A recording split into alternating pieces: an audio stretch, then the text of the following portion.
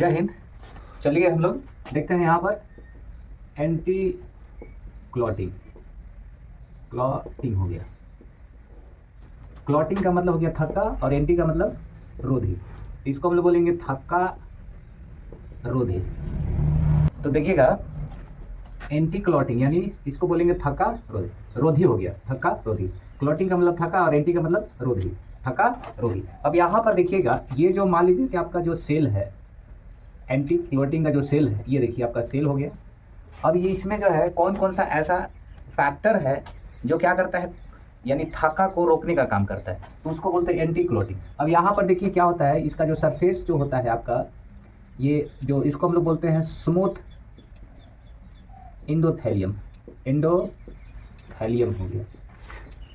Smooth का मतलब आपका हो गया चिकना, चिकनी एंडोथेलियम होता है। ये जो सतह होता है कैसा होता है, स्मूथ एंडोथेलियम होता है। और ये जो है आपका जो है ब्लड से जो है, किसे, ब्लड से सीधा कांटेक्ट में होता है। यानी एक तरह से हम लोग स्मूथ एंडोथेलियम जो है ये ब्लड से सीधा जुड़ा हुआ होता है। दूसरा इसमें देखिएगा क्या चीज़ होता है, तो यहाँ पर देखिएगा आपका जो ये जो एंटी क्लॉटिंग जो ये सेल है, इसमें ये क्या होता है, एक वीडी होता है। वीडी का मतलब हो गया कि वॉल्यूम डिस्ट्रीब्यूशन, वॉल्यूम डिस्ट्रीब्यूशन हो गया, या इसको हम लोग बोलेंगे विटामिन डी, विटामिन डी हो गया।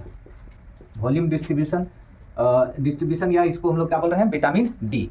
अब ये जो है आपका विटामिन डी जो है ये भी क्या करता है, एंटी क्लॉटिंग में मदद करता है या वॉल्यूम डिस्ट्रीब्यूशन करता है। वॉल्यूम डिस्ट्रीब्यूशन का मतलब हो गया कि इसका जो वॉल्यूम है, क्या हो गया कि जो भार जो होता है, जैसे सिंपल भाषा में हम लोग कहें कि भार का डिस्ट्रीब्यूशन करती है, तो डिस्ट्रीब्यूशन करेंगे तो सतह को क्या होगा, फैलाएगा। ये वॉल्यूम डिस्ट्रीब्यूशन करता है, विटामिन डी हो गया। अब यहाँ पर देखिएगा इसमें और क्या होता है, तो यहाँ पर देखिएगा आपका, तो देखिएगा तो अगला जो है यहाँ पर PGIT होता है, PGIT होता है। PGIT का मतलब हो गया कि प्रोस्टाग्लैंडिन, या इसी को हम लोग क्या बोलते हैं, प्रोस्टासाइक्लिन बोलते हैं। क्या बोला जाता है, साइक्लिन।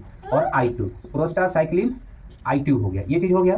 तो ये आपका स्मूथ यानी स्मूथ एंडोथेलियम, ये जो सतह है और ये सीधे क्या होता है, ब्लड से जुड़ा होता है। VD जो होता है वॉल्यूम डिस्ट्रीब्यूशन, या विटामिन डी जो होता है ये डिस्ट्रीब्यूशन यानी जो क्या होता है, इस सतह को फैलाने का काम करता है। PGI2 जो है प्रोस्टाग्लैंडिन है, या इसी को प्रोस्टासाइक्लिन होता है। और ये एक तरह से क्या है, एंजाइम होता है, एंजाइम के रूप में होता है।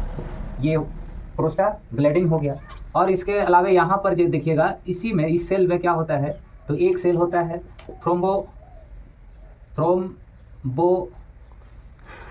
थ्रोम्बोमोडुलिन, मोडुलिन हो गया। क्या हो गया, थ्रोम्बोमोडुलिन। ये क्या करता है, तो जो आपका जो ब्लड है, ब्लड क्लॉटिंग जो होता है, तो उस ब्लड क्लॉटिंग को रेगुलेशन करने का काम क्या करता है, तो कौन करता है, रेगुलेशन करने का काम जो है थ्रोम्बोमोडुलिन करता है। तो ब्लड क्लॉटिंग को रेगुलेशन करता है। तो मान लीजिए कि जैसे क्या होता है, कोई आपका जो चैम्बर है वहाँ से क्या हो रहा है कि आपका मान लीजिए ब्लड फ्लो हो रहा है, और कितना फ्लो होना चाहिए उसके लिए क्या होता है, एक तरह से मान लो की है, और वो की क्या करता है, मान लीजिए कि अगर ब्लड कम है तो ज़्यादा फ्लो करा दिए, और ज़्यादा है तो उसको क्या कर दिए, कम करे। तो इसी तरह से ये जो थ्रोम्बोमोडुलिन है ये क्या करता है, ब्लड क्लोट को रेगुलेट करता है। अगर ज़्यादा क्लोटिंग होने लगेगा तो उसको क्या करेगा, उसको ब्लड को थिनर करने का काम करेगा। तो ये चीज़ होता है थ्रोम्बोमोडुलिन हो गया, ये चीज़ हो गया।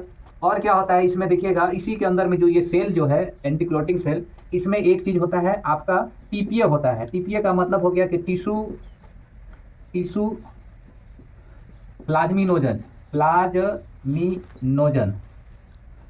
एक्टिवेटर होता है। TPA होता है, टिश्यू प्लाज्मिनोजन एक्टिवेटर होता है। एक्टिवेटर का मतलब एक्टिव कर देना, यानी सक्रिय करने वाला होता है, TPA होता है। तो यही TPA क्या करता है, इसी को जो आगे चलकर जिसको बोलते हैं फाइब्रिनोलाइसिस।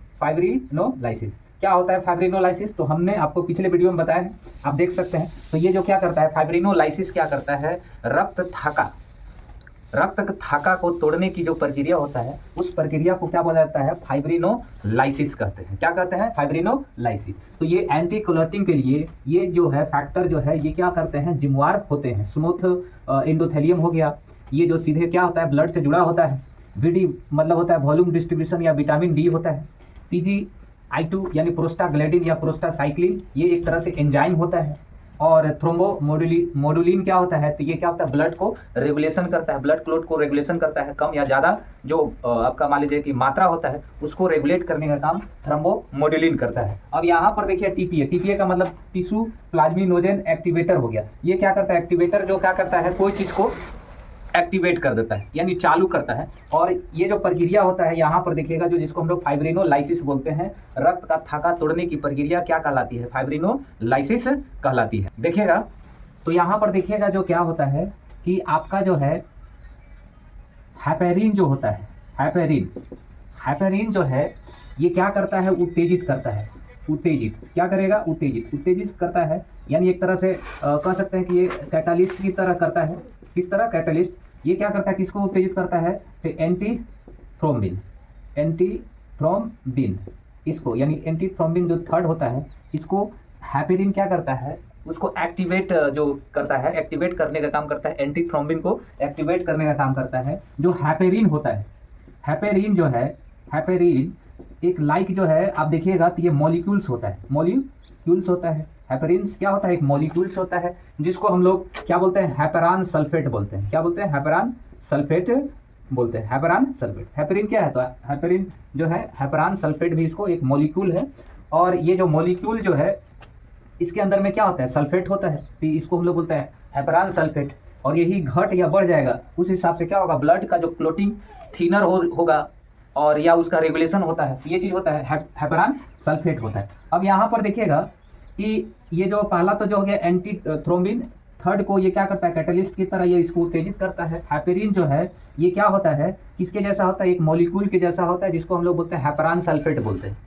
अब यहाँ पर देखिए जो हमारा लीवर है, यकृत जो है जिसको हम लोग लीवर बोलते हैं, लीवर क्या करता है, जो ये विटामिन जो है, विटामिन C और एस को क्या करता है, फॉर्मुलेट करता है। विटामिन जो है कौन सा, तो यकृत जो लीवर है जो ये क्या करता है, विटामिन C एंड S को क्या करता है, फॉर्मुलेट करता है। किसको फॉर्मुलेट करता है, विटामिन C और S को फॉर्मुलेट करता है। तो ये चीज़ हो गया आपका। यहाँ पर देखिएगा तो यकृत जो है विटामिन C और S को क्या करता है, फॉर्मुलेट करता है। फॉर्मुलेट का मतलब हो गया कि यहीं से यकृत से ही क्या होता है, इसका क्या होता है, निर्माण होता है, विटामिन C और S का होता है। तो देखिएगा ये जो तीन चीज हो गया हेपेरिन में, ये क्या करता है, उत्तेजित करता है कैटलिस्ट की तरह, एंटी थ्रोम्बिन थर्ड। और हेपेरिन जो है मॉलिक्यूल्स लाइक होता है, हेपेरिन सल्फेट इसको बोलते हैं। यकृत जो है क्या करता है, विटामिन C और जो है एस का क्या करता है, फॉर्मुलेशन करता है। अब यहाँ पर देखिएगा ये जो तीनों जो फैक्टर हैं, ये तीनों फैक्टर क्या करते हैं, तो पहला फैक्टर में ये क्या करते हैं कि देखिएगा तो ये जो क्या होता है, एंटी थ्रोम्बिन हो गया थर्ड, एंटी थ्रोम्बिन। और दूसरा इसमें देखिएगा एंटी थ्रोम्बिन हो गया, और दूसरा आप इसमें देखेंगे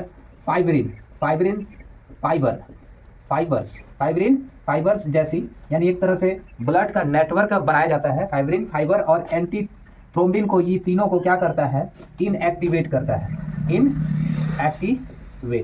इनएक्टिवेट का मतलब इसको निष्क्रिय कर देता है। किसको, ये वाला आपका एंटी थ्रोम्बिन थर्ड हो गया। और फाइबर्स जो होता है इसको क्या करता है, इनएक्टिवेट करता है। कौन, तो ये जो आपका हो गया कौन सा, ये जो हेपेरिन जो है एंटी क्लोटिंग वाला हो गया, एंटी थ्रोम्बिन हेपेरिन मॉलिक्यूल। और ये यकृत लीवर में जो विटामिन C और S जो है ये क्या करता है, इन एंटी थ्रोम्बिन और फाइब्रिन फाइबर्स को क्या करता है, इनएक्टिवेट करता है।